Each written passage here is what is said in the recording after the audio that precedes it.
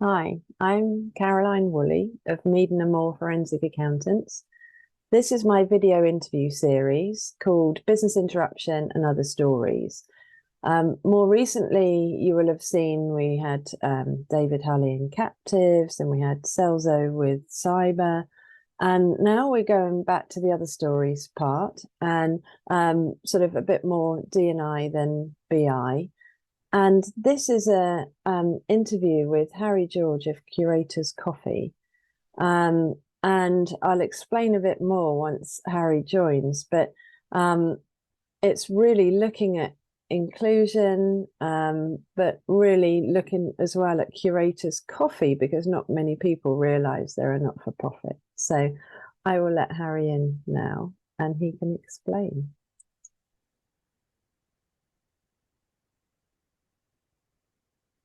Here he comes. Hi, Harry. It's just connecting now. Um, Here he is. Hi there. It was just connecting. Hi, Harry. Oh, Thank you yeah. very, very much for joining me today. No, thank you for organising.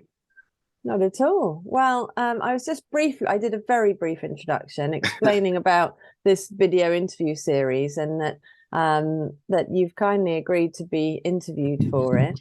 I mentioned about Curators Coffee, but Curators Coffee has been my favorite coffee shop since I can remember. Based in the city of London. And I never realized, and not many people do, that there's a bit more to it than that, isn't it? Isn't there? As a not-for-profit and a send organization. Yeah, so we are called Send Coffee, and we own operate several coffee shops around London that are each called different things, and Curators is one of those shops. And we do that because in our shops we will hire and train people with disabilities. And so we work with typically 18 to 25-year-olds with disabilities and train them to be baristas in our coffee shops. And SEND stands for Special Educational Needs Disabilities. And the idea is that we help them make that awkward transition from being kids into adults. So by having merit of a coffee shop job, they'll learn to travel independently, they'll learn to cook for themselves, they'll learn to structure their life. And it's just a kind of like gateway into adulthood for a lot of the young people we work with, which is hard enough anyway, but with a disability it becomes even more challenging. Yeah. So Curators, I know very well. I'm not familiar with the other two. So where are the other two, did you say? So Hidden Coffee in Camden, which is where I am now. Yeah. And then there's Clarnico and Hackney Wick. And so they've all got their own names, and that's slightly odd, but quite important really, because people don't come in knowing about the non-profit aspect, so we kind of need to present them as if they're not that, and then if people find out about the charitable aspect afterwards, it becomes a positive rather than a negative. And yeah, that's important. I mean, I wasn't aware that it was a not-for-profit until, I noticed some sign language going on. And at the time I said, thank you for my coffee, but I've since learned. So who's the lady, the deaf lady who makes the coffee in Curators? There's two. Two, Kim right. is the one. Is it the one with the tattoos? So yeah, Yeah. I've been learning how to order my coffee Nice. in sign. So as I understand it, and correct me if I'm wrong, that's Americano. Yeah, perfect. And then is it flat white? Yeah, but it's That sort right? of like you put the finger and thumb like this, so it looks a bit like a W is the idea. Oh, So I see. it's white. You say white, and so Okay. flat white. And then it was is it latte with cow's milk? Yeah, Yeah, that's yeah, my one. Yeah. So like milking a cow. It's yeah, great. And so when did you first get involved, by the way? So when did this all start? Yeah, so I founded Send in 2020. We trialed it in 2019. We worked with three young people, one in a wheelchair, one with autism, and one who was blind. And we modelled the idea in each of the shops first, just to check if it would work. Because I've got a background in building kind of coffee shop businesses that work with disenfranchised groups as a form of occupational therapy. So I've worked kind of victims of domestic abuse, the local homeless people, and young offenders and stuff like that. So I've used this model before, and I was approached by a local council who asked if I'd be interested in setting something up along the lines of this for young people with SEN. Yeah. And so we modelled it in 2019, and then in about 6 weeks before the pandemic, we officially launched, which was pretty bad timing. But you know, I don't regret it now.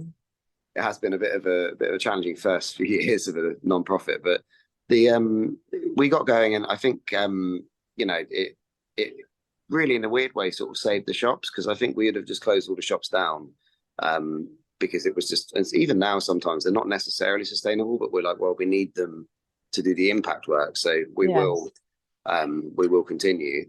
So I think it's yeah, it's been a roller coaster for the first few years, but I think it's we've had real results. And I think that during the pandemic, for example, we sent Sage machines to people's homes to have them practicing coffee at home. But you know, there were some weird benefits of it, like we were doing cooking tricks. So we've got kind of 5 main life skill things. We've got, you know, travel training, social training, and independence training. We've got finance, and then we've got cooking, and then we've got kind of cleaning and well-being. So one of the big ones is cooking, and we'll teach them to cook in the shops, you know, like just basics of like learning how to make omelets and learning how to whip up a salad. And then usually they start going back home, and their parents see them doing that and go, oh wow, look at this, it's, you know, they're learning to cook. And that's like a really critical part of the course, because the biggest challenge is that parents don't always see these young people as capable of becoming independent.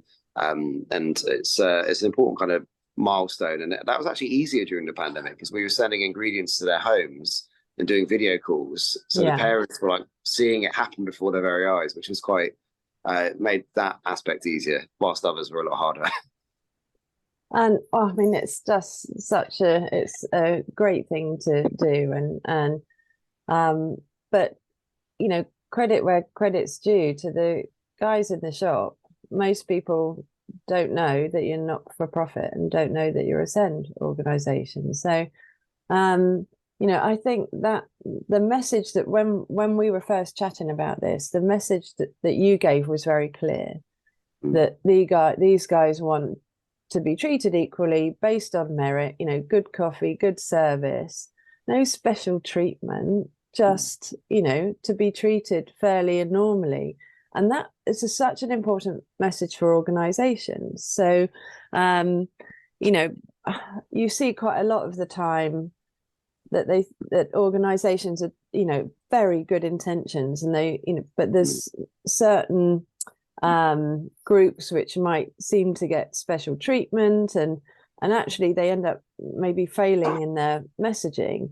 But that one of the preference for just to be treated normally and equally, and this one of equity is important. And that's why, so you've kindly agreed to come along to our panel discussion in July. So we're, as you know, we're co-hosting with Thornton Tomasetti, and we have a technical discussion, but then a discussion on talent, acquisition and retention of talent, which is a big issue for organisations at the moment. And so that discussion is sort of the inclusion and diversity part. But I know it's a difficult question, really, but I don't know if you've got anything to share with organizations to help them when they are on, you know, they're aiming for equity and they're aiming for a diverse and inclusive environment. Yeah, I think the thing that always strikes me, the thing I always get asked at talks and stuff, is usually around accessibility. So a lot of organizations will kind of say, what could we do to be more accessible? And I think that the mistake that I see all too often is that people mistake accessibility for asking for more people of a certain type, or more people like me or like them, or like, you know, in certain organizations, it's not seen as lowering the barriers to entry from every direction. It's normally lowering the barriers to entry from one direction. And I think that it's, you know, accessibility is more about making it so that people can come to your organization in terms of employment from so many different angles and reach and convert and become part of your company. But, you know, if it's, you know, if it's something as simple as kind of asking yourself, how hard is it to actually apply for a job with us, and then breaking it down and saying what challenges could people face from that direction or that direction. I think sometimes it's just, you know, avoiding the tendency to try and tick box and say, oh, we've put an accessibility, equal opportunities policy on the website somewhere, tick, done. Or, oh, we've We've put a ramp in the doorway, tick, done. You know, like that.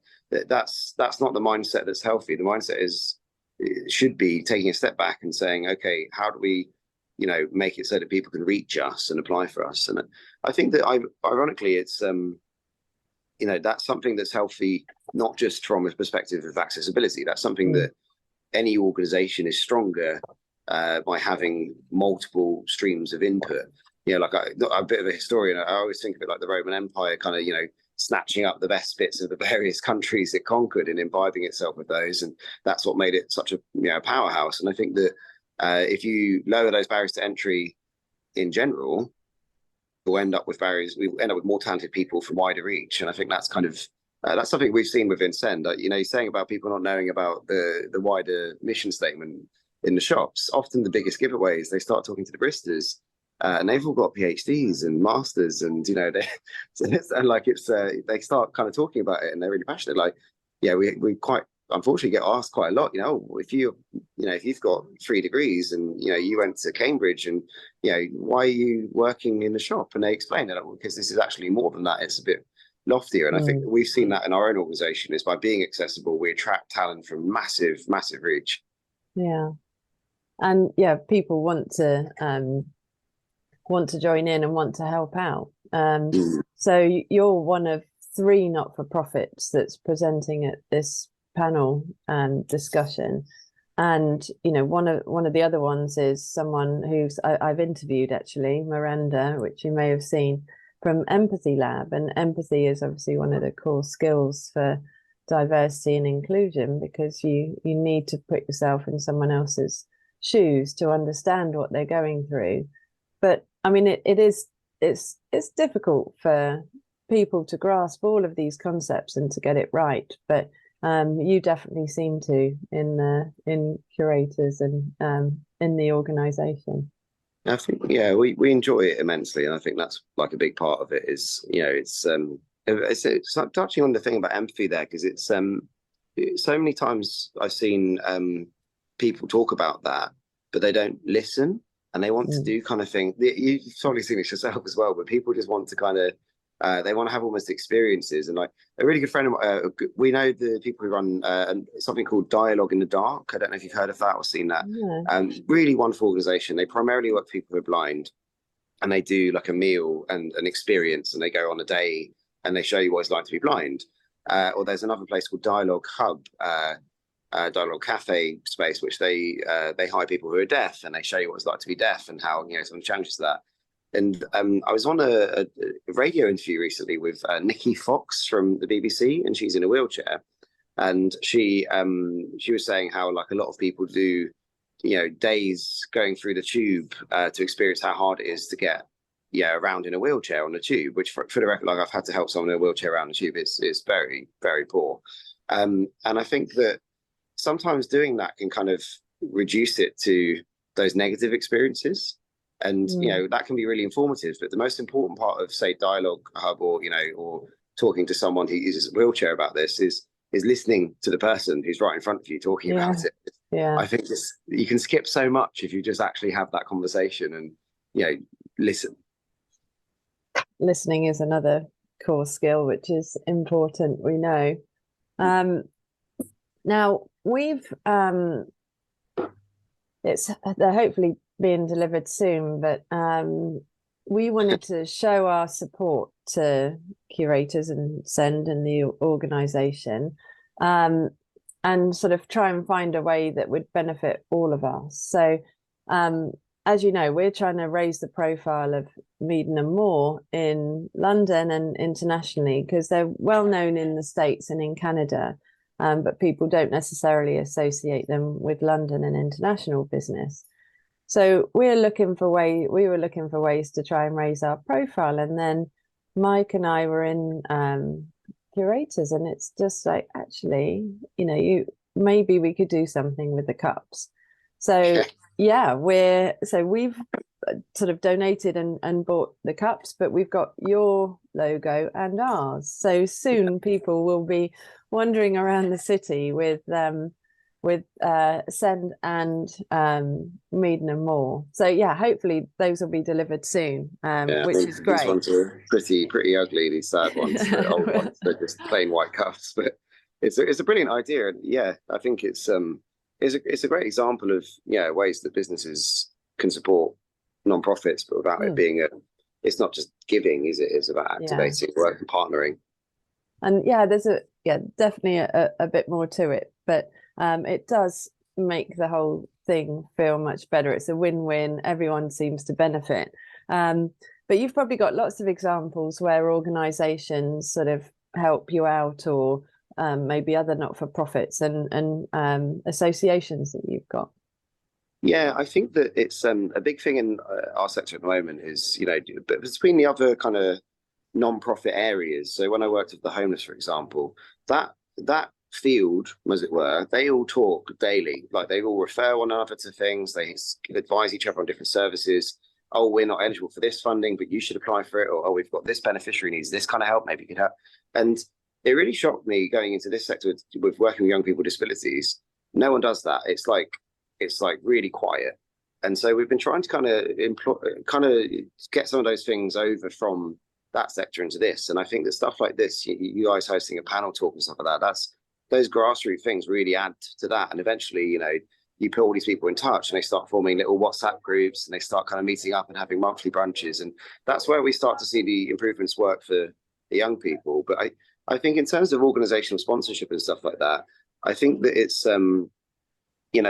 we've rarely done much of that. I think that it's we have someone who wants to sponsor us to get a new coffee machine, and they fundraise for that. And recently we did an event at another office, and the bar we brought in, unfortunately, the wheel broke and it collapsed, and they've offered to do a fundraiser to kind of get us a new bar, which is very kind. Right. And especially considering it was our fault for breaking it.